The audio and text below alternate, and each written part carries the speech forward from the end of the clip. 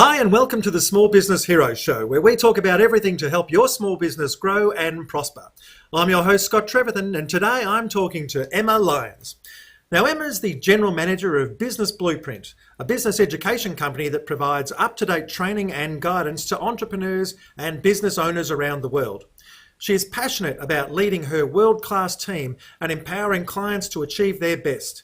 She's been involved with Blueprint since it began, and previous to that she's worked with Dale Beaumont, publishing his 15 Secrets Exposed book series, which sold over 250,000 copies worldwide.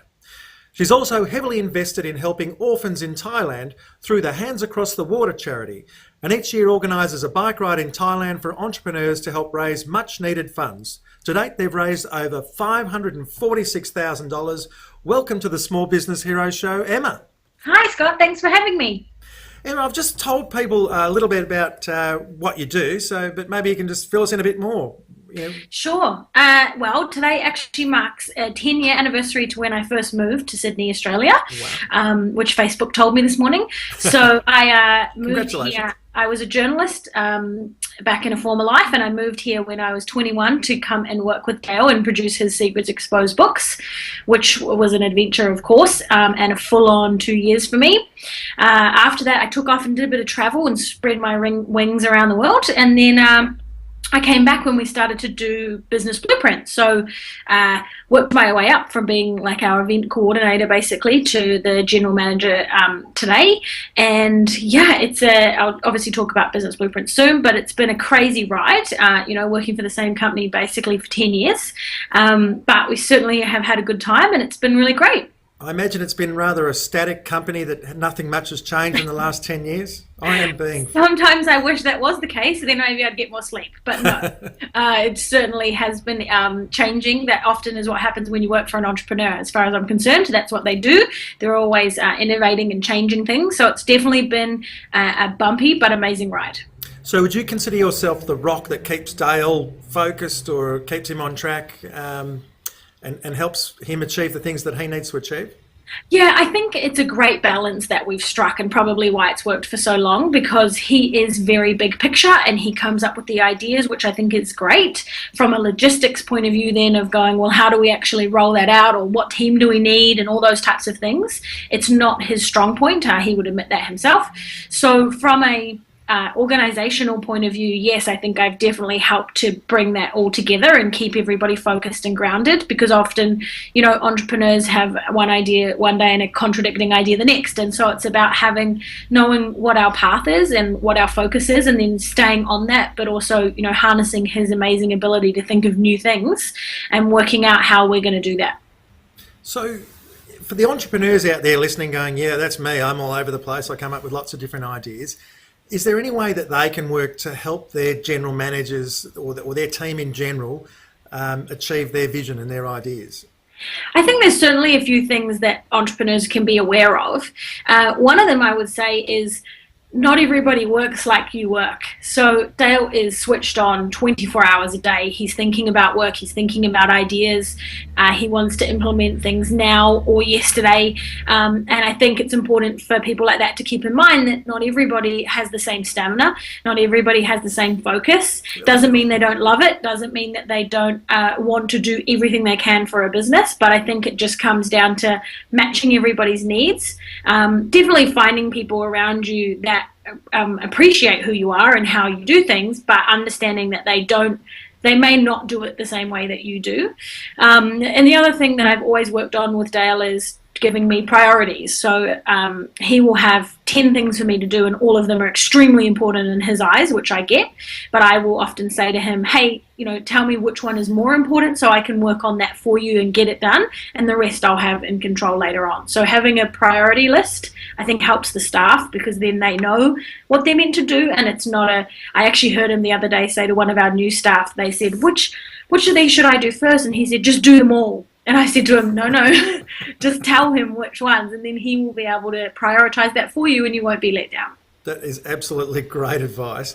And for those people out there that are listening today that are in that position of working with an entrepreneur, is there anything that's special that they should navigate their path around to make sure that they can meet their boss's expectations?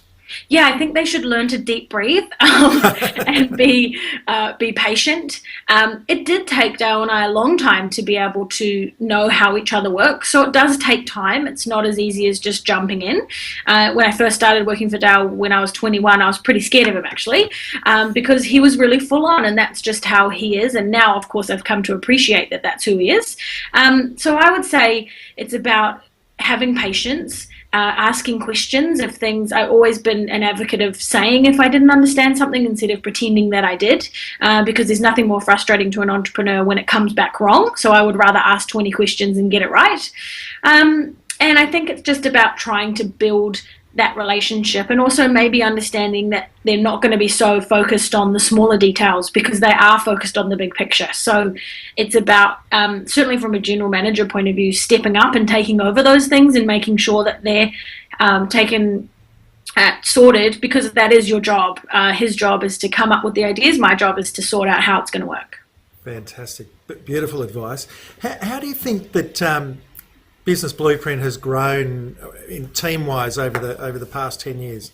Yeah, I definitely think the biggest challenge I've ever had in this business is team, and I mean that in an amazing way. But certainly it was just Dale and I for about 4 years on our own when we did the books, and then when we started Business Blueprint. And because we know so well how each other works, we kind of just managed to get along. But when you then introduce other personalities and other team that have their own values and their own things going on, it can really rock the boat, sometimes in an amazing way and sometimes not. So the team is definitely growing. From the two of us, we now have, because we have so many staff in the Philippines, it's hard to count straight away. Yep. I think personally we've got 7 staff in the Philippines currently in the Business Blueprint side of the business, because there's now 2 sides to Business Blueprint, but in our side there's about 7, yep. And there's probably about 7 in Australia as well. So we've had a lot of change in our staff over the years. I think that happens naturally, and something I definitely learnt, because I wanted everybody to stay for 10 years just like I have, but yep. It's not necessarily what happens in the real world. So I've definitely put myself through a lot of training to be able to manage the team, because it is something that is a skill, and you have to have patience and you have to be empathetic to other staff and what they're doing. And really it's brought a lot home for Dale in terms of what I was saying earlier, that not everybody works the way that he works, and so to appreciate everybody for who they are and just try and guide them in the direction that we're going. You mentioned that you've got a large team in the Philippines. Has that brought a change in dynamic, and is that hard to manage from a general manager's perspective? I think, so obviously we're big advocates for having some staff in the Philippines. It's certainly not to say that we're trying to replace our Australian jobs with people in the Philippines, but I think a great way of thinking about it is that having staff in the Philippines is a massive support to the staff that we have here in Australia. Mm-hmm. So each of my staff in Australia have an assistant in the Philippines, because it helps them to do their job. It helps them to have somebody to do maybe the more mundane type things, or the data type entry and admin type things for their role, so they can concentrate on what they're really good at. From a management point of view, I think there's so many similarities to having someone in Australia as opposed to someone in the Philippines. You still have to do training, you still have to have meetings, you still have to contact them and care about them and foster that relationship. One of the best things we ever did was actually go over there. So I've been over there twice, but we went over and we had meetings with them, we met them, we talked about their families and really got invested. And we've seen a massive difference in the output of work, but also the relationship that we see between them and us. So I see no difference in having them over there as opposed to here, and we just include them in everything that we do. Fantastic advice. Now, Emma, we talk a little bit about Dale Beaumont and Business Blueprint, and I'm sure everyone knows who Dale Beaumont is, but just in case they don't, tell us a little bit about Dale and Business Blueprint, the organisation you work for. No worries. So Dale started his career actually doing seminars for teenagers, and has run those around the world for, I wouldn't even know the number now, thousands and thousands of teenagers. And when he was doing that, he decided he wanted to do a series of books that was interviewing entrepreneurs, because these teenagers could really learn a lot from entrepreneurs and there wasn't really anything out there to teach them. So he did the Secrets Exposed series of books, which was 15 books, titles like Secrets of Small Business Owners, Secrets of Entrepreneurs Under 40, things like that. Interviewed about 215 of the best entrepreneurs in Australia and New Zealand. And that really formed the basis for Business Blueprint, because whilst people love the books and like they were big sellers here in Australia, which was awesome, there was never anything next. There wasn't something else for people to do. And so he realized that there were so many business owners out there that really needed some great help and guidance and a community to belong to. And so that was what we branched into with Business Blueprint. So it's an education company for entrepreneurs in Australia and New Zealand. We've been running it now for just over 6 years. And it's a 12-month program that we run. And really the point of it is to be teaching entrepreneurs the new ways of doing things. So the new technology that's available, the new ways of doing sales and marketing that might be different from the older ways. We all know that technology has changed everything, and businesses are still running the way that they did maybe 20 years ago when your customers were in the yellow pages, and now they're not anymore. They're on Facebook. So we concentrate on those types of things, and we just teach business owners the way forward, and then they go away and they implement that into their business. And as a member, I can thoroughly attest to the value that Business Blueprint's given our business and me personally as well. So I thoroughly endorse those comments. Now, we can't finish this interview without mentioning the Hands Across the Water charity, because we did mention that in your intro. Yeah. Tell us a little bit about the arduous bike ride that you were talking about. Yeah, so you would know as well, because you yourself have done that arduous bike ride. But I think we first started getting involved with Hands because the founder, Peter Baines, was one of our speakers. And we decided that we just wanted to have, almost an extra arm to the business of something that we did for the love of it and not for the need of it. Certainly from a personal point of view, it's brought me a lot of joy to be involved in something bigger than myself and bigger than the worries of work every day. So we do a 500-kilometre bike ride across Thailand with entrepreneurs like yourself.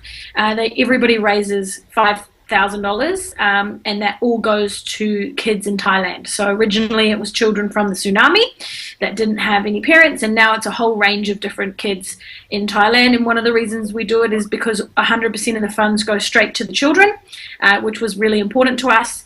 We actually sponsor a little boy over there ourselves now called Tiger. He is 9. We've sponsored him for about 4 years. And certainly being able to go over and visit him and see him and send him things has another kind of impact on us and has definitely changed who we are. So it's definitely a little passion project that we've got going on there. And, when I have a spare 5 minutes, which is really, we organise the bike ride.